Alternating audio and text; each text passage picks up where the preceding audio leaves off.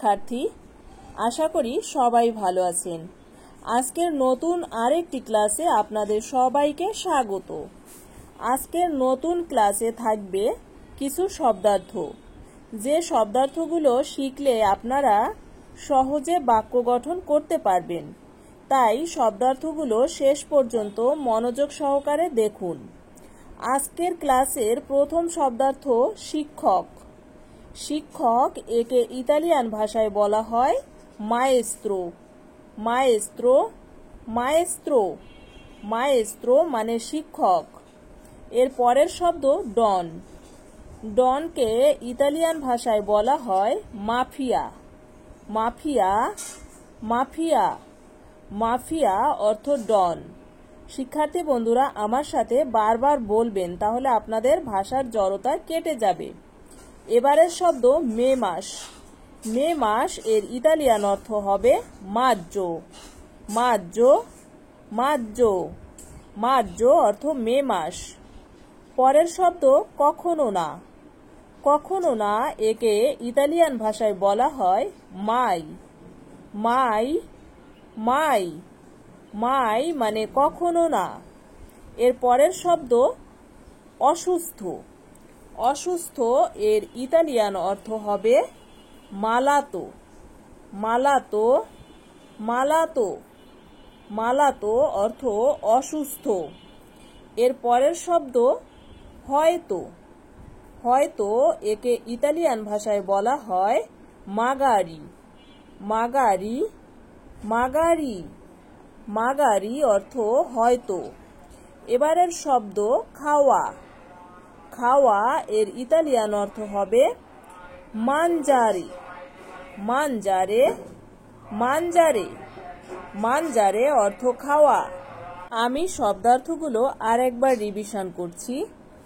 শিক্ষক অর্থ মায়েস্ত্রো, ডন অর্থ মাফিয়া, মে মাস অর্থ মাজ্জো, কখনো না অর্থ মাই, অসুস্থ অর্থ মালাতো, হয়তো অর্থ মাগারি, খাওয়া অর্থ মানজারে।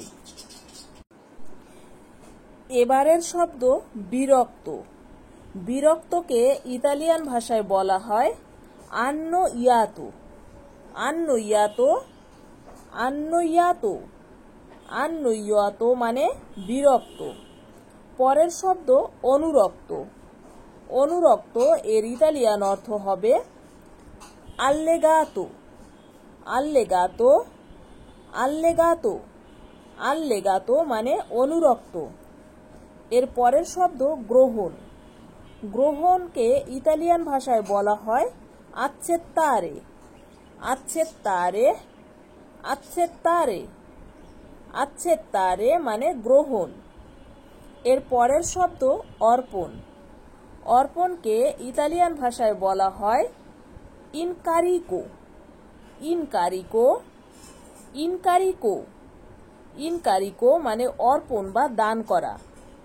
পরের শব্দ অমর। অমর এর ইতালিয়ান অর্থ হবে ইম্মোরতালে। ইম্মোরতালে ইম্মোরতালে ইম্মোরতালে মানে অমর বা যা মরে না। এর পরের শব্দ মর বা মরা বা মারা যাওয়া। ইতালিয়ান ভাষায় বলা হয় মরিরে। মরিরে মরিরে মরিরে মানে মারা যাওয়া বা মরা। শব্দার্থগুলো আমি আর একবার রিভিশন করছি।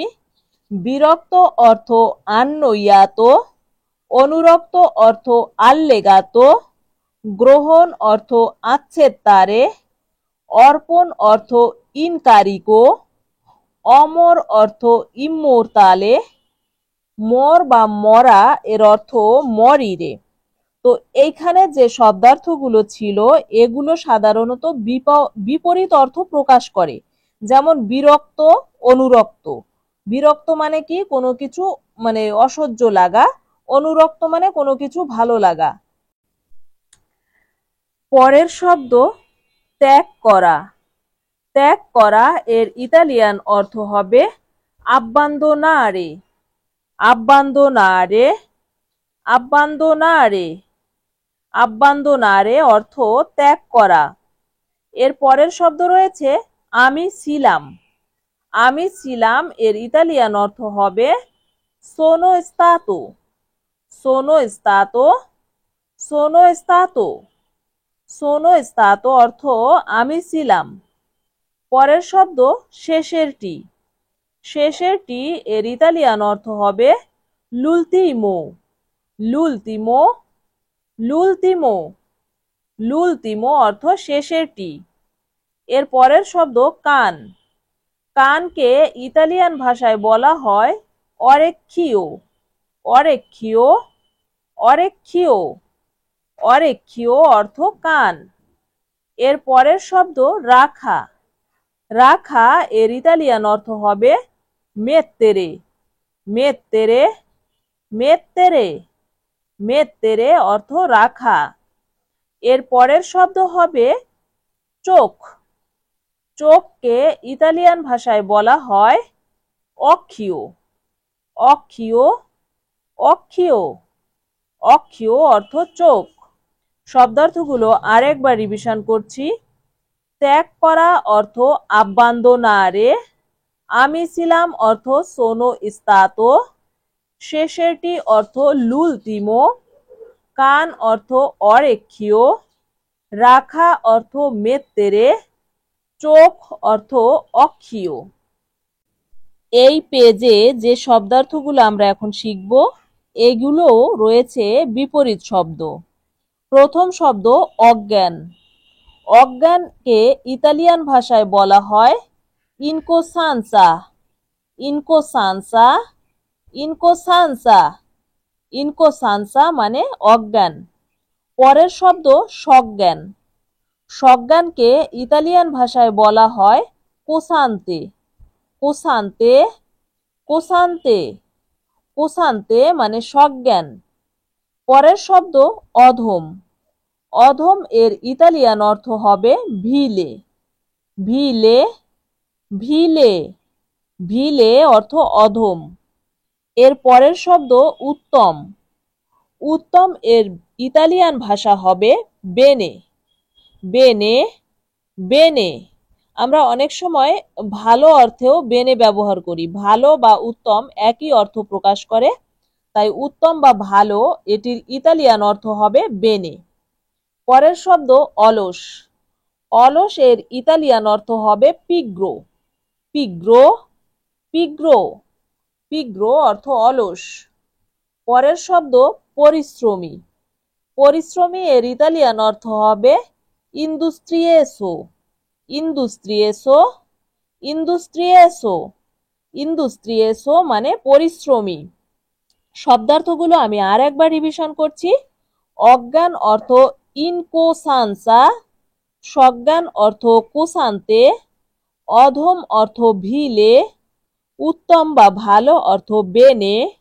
অলস অর্থ পিগ্রো। পরিশ্রমী অর্থ ইন্ডুস্ট্রিয়েসো।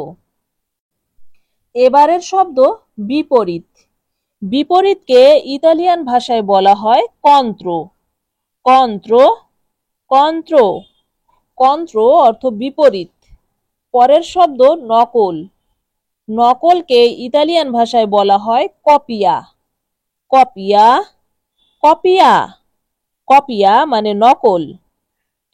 তারপরের শব্দ ঢেকে দেওয়া। ঢেকে দেওয়াকে ইতালিয়ান ভাষায় বলা হয় কপ্রিরে। কপ্রিরে, কপ্রিরে, কপ্রিরে মানে ঢেকে দেওয়া।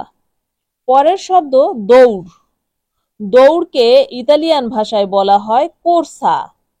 কোর্সা, কোর্সা, কোর্সা মানে দৌড়। পরের শব্দ কি। কি এটা প্রশ্ন করতে বোঝায়।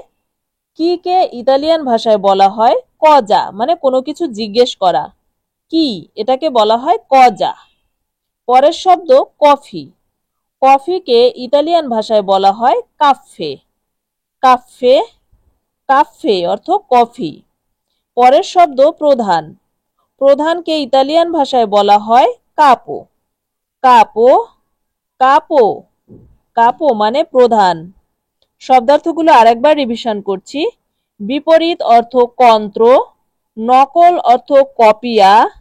ঢেকে দেওয়া অর্থ কপরিরে, দৌড় অর্থ কোর্ছা, কি অর্থ কজা, কফি অর্থ কাফে, প্রধান অর্থ কাপো। তো শিক্ষার্থী বন্ধুরা, আমি আপনাদেরকে একটা কথা বলবো, আমার এই শিক্ষণীয় ভিডিওতে যদি কোনো দর্শক বেশি শিক্ষিত হয়ে থাকেন বা ইতালিয়ান ভাষা অনেক বেশি বোঝেন, তাহলে সে দেখবেন না। আমার এই ভিডিওগুলো সাধারণত যারা ইতালিয়ান ভাষা পারে না তাদের জন্য, যারা কম পারে তাদের জন্য। বেশি শিক্ষিতরা এসে এখানে আমাকে আশা করি ইতালিয়ান ভাষার জ্ঞান দিবেন না। আপনি যদি ভালো পারেন সেটা আপনি নিজের থেকে শিখে নেন, আমার ভিডিও দেখে শিখবেন না। আর যারা না পারে তারাই আমার ভিডিওটা দেখবে। তো যাই হোক, কিছু মনে করবেন না, আবার ফিরে আসি পড়াশোনায়। এবারের শব্দ চুল। চুলকে ইতালিয়ান ভাষায় বলা হয় কাপেল্লো। কাপেল্লো, কাপেল্লো, কাপেল্লো অর্থ চুল। পরের শব্দ বুঝা বা বুঝতে পারা। একে ইতালিয়ান ভাষায় বলা হয় কাপিরে। কাপিরে, কাপিরে, কাপিরে অর্থ বুঝা। পরের শব্দ সোমবার। সোমবারকে ইতালিয়ান ভাষায় বলা হয় লুনেদি। লুনেদি, লুনেদি, লুনেদি অর্থ সোমবার। পরের শব্দ লম্বা। লম্বাকে ইতালিয়ান ভাষায় বলা হয় লুঙ্গো। লুঙ্গো, লুঙ্গো, লুঙ্গো অর্থ লম্বা।